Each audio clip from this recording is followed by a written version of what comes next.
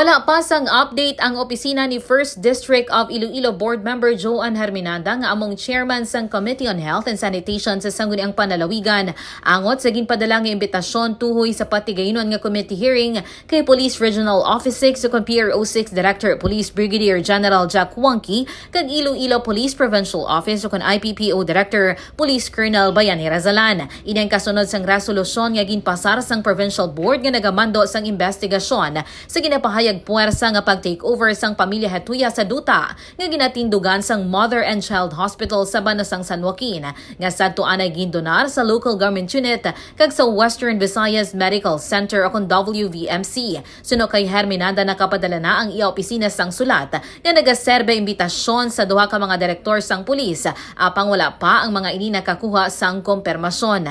Dugang pa sa natungdan nagalaom sila sang presensya ni Brigadier General Wonky kag Razalan agod niya ma-resolve ang issue ango sa nangin akto sa mga pulis sa Banwa sang San Joaquin.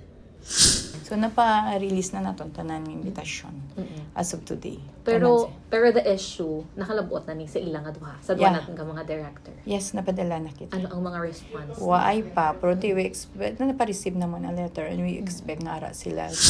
Sa karon nagalaom ang mga board members nga pinaagi sa patigayunan nga committee hearing maklaruhan ang issue. Inisi ka K5 Alex Escalante para sa Kampiyon nga Balita Serbisyo Publiko kag Kalingawan sa Iloilo K5 News FM. This news is brought to you by, do you feel tired all the time? Do you have frequent infections? Do you have always cold? It's a sign of low immune system. Boost your immune system with Clinica D3 Bio, antibacterial, natural antioxidant, immune system booster. Clinica D3 Bio has vitamin D3, lauric acid, and monolurine to fight against all viruses. Try Clinica Vitamin D3 with Coccus nocifera